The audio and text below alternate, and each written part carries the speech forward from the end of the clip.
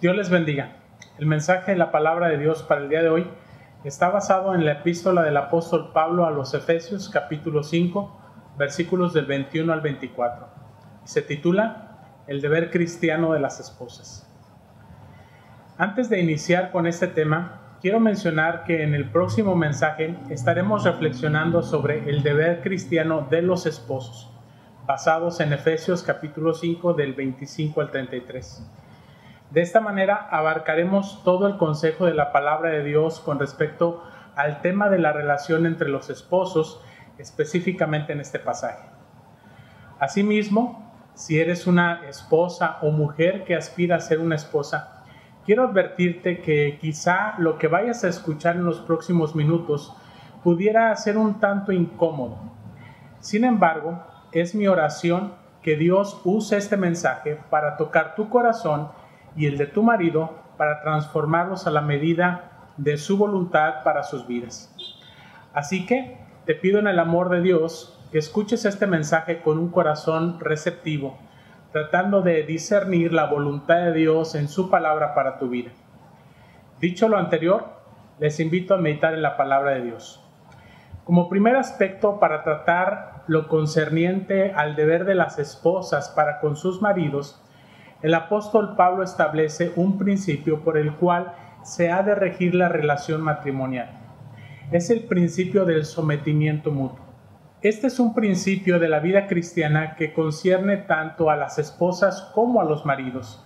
Entender este principio sentará una base sólida para poder edificar una relación matrimonial duradera y feliz. Además, será la clave para la solución de problemas y la restauración de relaciones rotas. Veamos de qué se trata el principio de sometimiento mutuo. En primer lugar, vemos en Efesios capítulo 5, versículo 21, que nos dice lo siguiente: someteos unos a otros en el temor de Dios. He aquí la solución divina al problema del conflicto entre individuos. Esas áreas de fricción donde la vida se torna incómoda y las llagas de la violencia y el conflicto brotan a menudo. La solución consiste en el reconocimiento de dos aspectos muy poderosos y transformadores en los cuales, si son reconocidos en cualquier situación de conflicto y puestos en práctica, resolverán ese conflicto. Por eso debemos tomar esto muy en serio. El primer aspecto clave es que la vida está construida de tal manera que no podemos conseguir realizarnos sin que otra persona esté involucrada. No estamos hechos para satisfacernos a nosotros mismos. Aunque cada uno de nosotros tiene dentro de sí una ansia de realizarse y de encontrar satisfacción personal, cometemos un grave error y serio error si pensamos que podemos hacerlo sin interactuar y relacionarnos con otra persona. Es este asunto tan importante de las relaciones humanas que el apóstol Pablo está tratando en Efesios 5. Las relaciones de los maridos y las esposas, de los padres y de los hijos, incluso de empresas con sus empleados. Necesitamos estas relaciones vitalmente porque Dios ha diseñado la vida de esta forma. Uno de los misterios fundamentales de la vida es que no podemos conseguir nuestra propia satisfacción y felicidad si intentamos hacerlo de manera aislada. Solo podemos conseguirlo si buscamos lograr no nuestros propios beneficios, sino también los beneficios de otro. Es por esto que Pablo nos instruye en un principio que va más allá de la relación matrimonial y se aplica prácticamente a todo tipo de relaciones humanas. Ese principio es: someteos unos a otros en el temor de Dios. De tal modo que este principio de vida no solo aplica al núcleo de la sociedad, que es el matrimonio, sino que trasciende a las autoridades o instituciones que regulan la vida en sociedad. Por ello, 1 de Pedro capítulo 2, versículo del 13 al 14 nos dice: por causa del Señor, someteos a toda institución humana, ya sea al rey como a superior, ya a los gobernantes como por él enviados para castigo de los malhechores y alabanza de los que hacen bien. Y en Romanos capítulo 13, versículo 1 leemos: sométase toda persona a las autoridades superiores, porque no hay autoridad sino de parte de Dios, y las que hay por Dios han sido establecidas. Es así como podemos ver que hay un principio regulador de sometimiento mutuo según las diversas autoridades establecidas por Dios, desde la familia hasta las expresiones más amplias de la vida en la sociedad. El segundo aspecto clave, que de hecho hace el primero no solo posible, sino también bueno y justo, es que solo puedes someterte a ti mismo cuando el Señor Jesucristo es tu autoridad suprema en cada situación. Por tanto, los conflictos en cualquier tipo de relación, incluyendo la del matrimonio, no es un caso de tú contra mí o yo contra ti, sino que es un caso donde Cristo está presente y mediando las relaciones como autoridad suprema. En el caso de un cristiano, el gran asunto es el grado de mi relación o sometimiento a Cristo, mi obediencia a su palabra y a su voluntad. Esto toca el asunto de la motivación. Nunca puedo someterme a otro si lo veo como un caso de tú contra mí o yo contra ti, ya que entonces mi orgullo viene hacia el frente y me vuelvo terco y racionalizo mi posición y me justifico a mí mismo en todo, y así el conflicto se perpetúa. Pero cuando vemos que es un asunto de amor obediente a la autoridad de Jesús, aquel que primero nos amó y se dio sacrificialmente a sí mismo por nosotros, y quien ahora vive en nosotros como Señor, como nuestro Dios, entonces se vuelve la relación principal y es más fácil, mucho más fácil, el renunciar a nuestros derechos imaginarios para que podamos ser obedientes a lo que está primero, que es nuestra relación con Cristo. Es por esto que el apóstol resume todo en una maravillosa declaración concisa, cuyo aspecto clave es el sometimiento mutuo en el temor del Señor. De tal manera que si Jesucristo es nuestro Señor, es decir, la autoridad suprema y regulativa en nuestras vidas, entonces todo lo demás, todas las áreas de la vida humana y sus relaciones deberán ser sometidos a su voluntad. La clave para hacer posible esto y vencer en obediencia contra la impiedad y la injusticia se encuentra en Santiago capítulo 4, versículo 7. Someteos pues a Dios, resistid al diablo y huirá de vosotros. Con este principio del sometimiento mutuo como base, pasemos a considerar el segundo punto, el deber de las esposas. Ahora Pablo aplica este principio a relaciones específicas, y la primera que toma es la de maridos y mujeres. No hay ninguna área de la vida en la cual el conflicto esté más extendido que en esta área. La batalla más vieja de todos los tiempos es la batalla de los sexos. La guerra más larga entablada es la guerra que ocurre entre maridos y mujeres. Según el Instituto Nacional de Estadística y Geografía, el INEGI, en 2018 aumentó el 6.5 el número de divorcios en México, al pasar de 147,000 en 2017 a 156,556 en 2018. Eso significa que los mexicanos tomaron la decisión de divorciarse más que los que tomaron la decisión de casarse. Cifras recientes demuestran que de cada 100 matrimonios ocurren 32 divorcios. Esta estadística apunta al hecho de que el matrimonio es la mayor área de conflicto entre seres humanos, sobrepasando con mucho las estadísticas de guerra. Ahora bien, debemos reconocer que esta área de conflicto es mucho menor entre matrimonios cristianos. Ciertamente las estadísticas de divorcios son menores, pero incluso en hogares cristianos, el grado de riñas, de discusiones, de frialdad, de amargura e incluso de violencia al que se enfrentan es simplemente increíble. En muchos casos hay lo que yo llamaría un divorcio silencioso, porque a pesar de que muchos matrimonios siguen viviendo bajo el mismo techo, la relación matrimonial en realidad ya no existe más. En ninguna otra área de nuestra vida nacional o familiar estamos en más desesperada necesidad de ayuda que en el área del conflicto entre maridos y mujeres. La atmósfera en muchos hogares cristianos no es mucho mejor que la de una tregua armada. Por lo tanto, no hay nada más importante que el oír estas iluminadoras palabras del apóstol Pablo al aplicar esta tremenda fórmula para la paz. Someteos unos a otros en el temor de Dios, a esta relación específica de maridos y mujeres. Ahora bien, lo que Pablo escribe a continuación en Efesios capítulo 5 del 22 al 24 es la aplicación del principio general que ya hemos visto.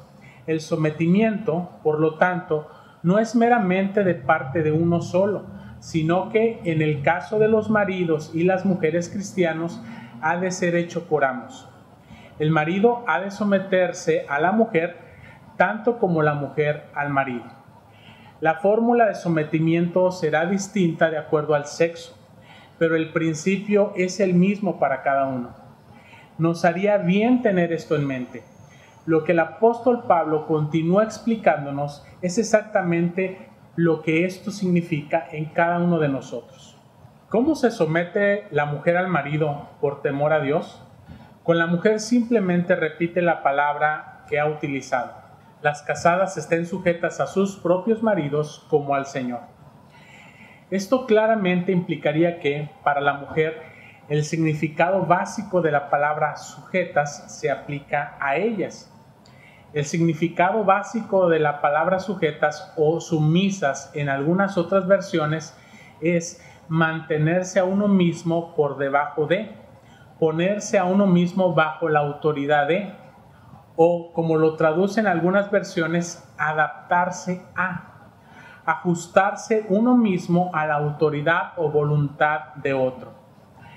El apóstol Pablo le está diciendo a las esposas: adáptate a tu propio marido, ajústate a él. Esto es el cumplimiento de la palabra inicial del Creador cuando le dijo a la mujer que ella debía ser una ayuda idónea para él. Ella no ha de ser su rival, ni mucho menos su esclava, sino su ayuda dispuesta y leal para llevar a cabo sus objetivos y metas. No es al revés. Dios nunca planeó que el hombre cumpliera los objetivos y las metas de su mujer. Es al contrario. Ella ha de ser su ayuda idónea, su compañera en lo que el hombre, bajo la autoridad de Dios, está guiado a hacer en la vida. La mujer está hecha esencialmente para ser colaboradora del varón.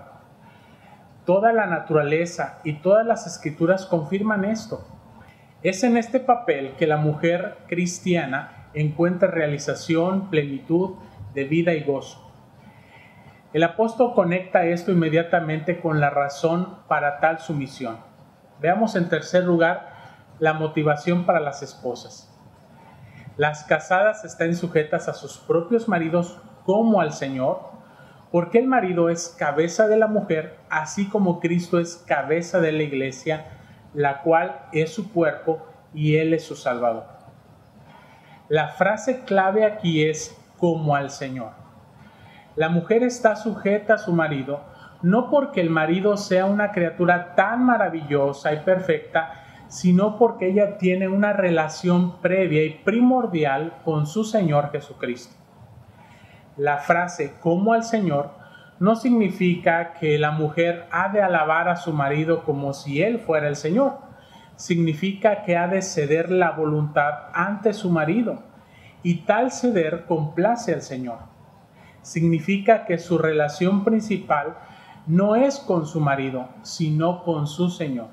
Lo que se le pide es que se entregue a sí misma a la voluntad y los objetivos de su propio marido. Quizá algunas esposas pudieran preguntarse en este momento en cuanto a este pasaje: ¿significaría esto que la sumisión a mi marido es un tipo de evaluación o medida del grado al que yo estoy sometida a Cristo? La respuesta es sí. Eso es exactamente. La sumisión de una mujer a su marido en las áreas apropiadas de su autoridad es precisamente la evaluación de su sumisión a Cristo. Por lo tanto, la sumisión de la mujer al marido no es su regalo a él, para que lo reciba agradecidamente de su parte, ni para que sea devuelto del mismo modo, ni es una forma sutil de chantaje para Dios, como si pudiéramos decirle: ¿viste cómo fui sumisa en estas circunstancias, Señor?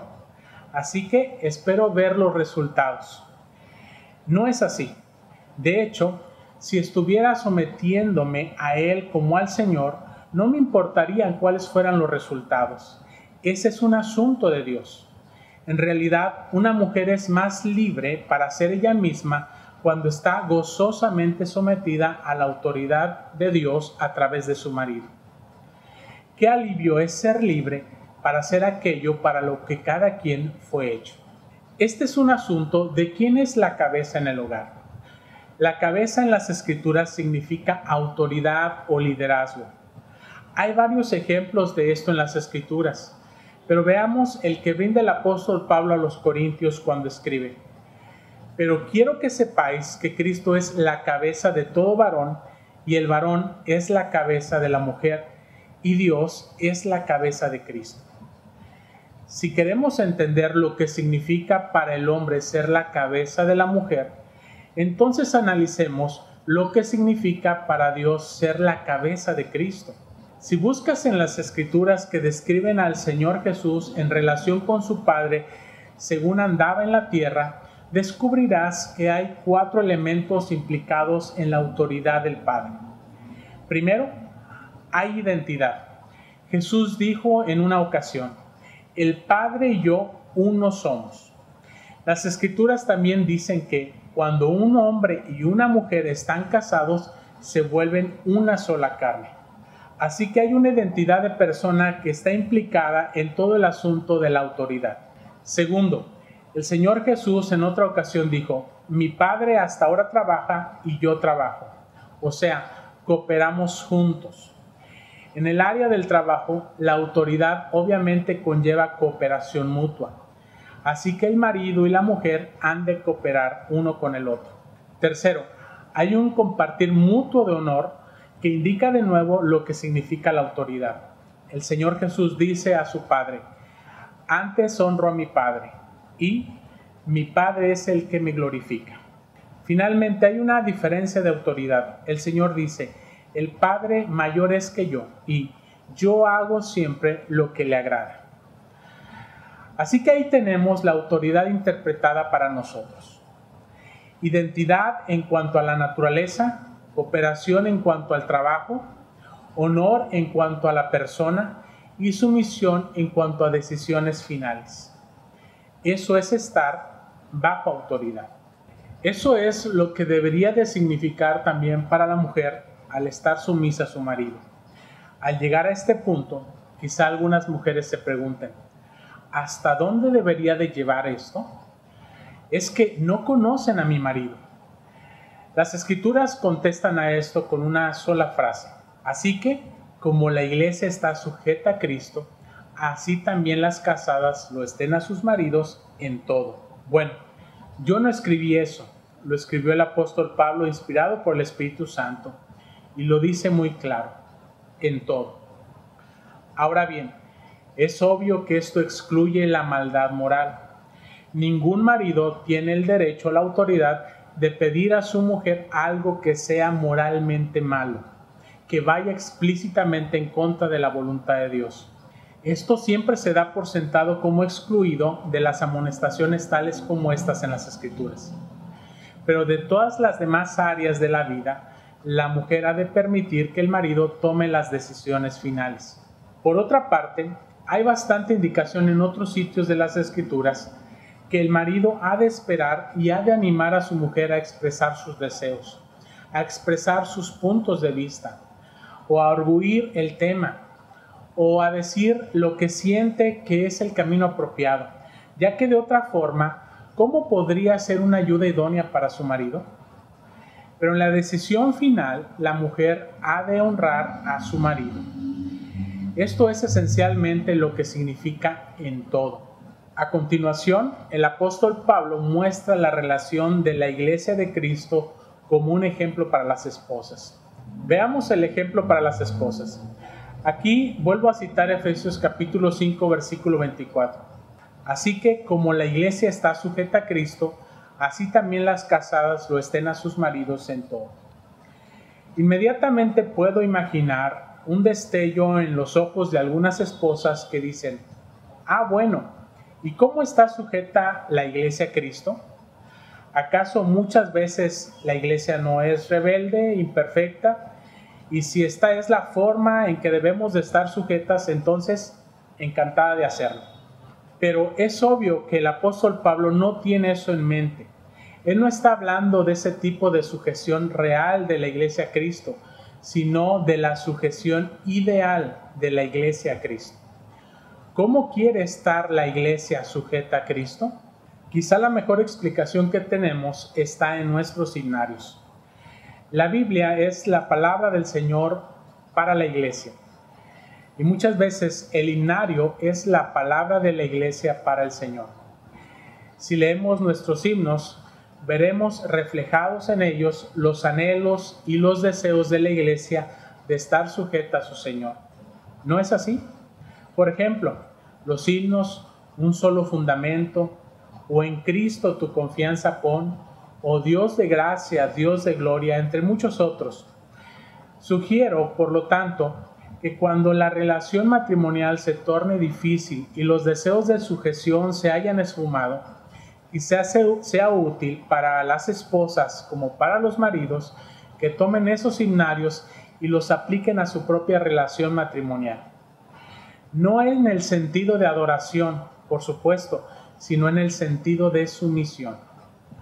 La próxima vez que tú, como esposa, tengas dificultad aceptando la decisión final de tu marido, quizá te haría bien pensar y cantar esos himnos que te recuerdan el carácter de la esposa hacia el esposo. Como mencioné al inicio, en el próximo mensaje trataremos el tema del deber de los maridos para con sus esposas. Así que esposas y maridos, antes de hacer algún juicio de valor el uno para con el otro, les invito a escuchar el siguiente mensaje y así tener todo el panorama completo de la voluntad de Dios del uno para con el otro. Mientras tanto, como esposa, puedes preguntarte: ¿cómo está mi relación matrimonial? ¿Es Cristo la autoridad máxima en mi vida? ¿Honro a mi marido como una autoridad humana en mi vida? Si Cristo no es el Señor y Salvador de tu vida, no podrás someterte a su voluntad. Necesitas experimentar su amor sacrificial en la cruz, su perdón gratuito y su restauración santificadora en tu vida. No esperes a que tu imperfecto marido cambie para que tú comiences a honrar a Cristo como Él te lo ha pedido en su palabra y específicamente en tu relación matrimonial. En 1 Pedro capítulo 3, versículo del 1 al 2 se nos dice: Asimismo vosotras, mujeres, estad sujetas a vuestros maridos, para que también los que no creen a la palabra sean ganados sin palabra por la conducta de sus esposas, considerando vuestra conducta casta y respetuosa. Aquí tenemos palabras de esperanza para aquellas esposas cuyos maridos no son creyentes. Dios desea usar tu conducta como un poderoso testimonio del Evangelio para con tu marido inconverso. Esta es una de las formas en las que las esposas creyentes pueden ser ayuda idónea para la salvación de sus propios maridos. Finalmente, recuerda que tu prioridad y motivación debe ser Cristo, y todo lo que hagas deberá de ser motivado por tu amor y sujeción a Él. Y en ese amor y sujeción también podrás sujetarte de manera justa a tu marido. Entrégale tu vida a Cristo. Entrégale esas áreas de tu vida en las que estás luchando con la sujeción. Entrégale tu matrimonio a aquel que lo creó y lo puede restaurar. Ora por tu marido y sé testimonio vivo del poder transformador del Evangelio en tu vida para con él. Que el Señor les bendiga y les guarde. Amén.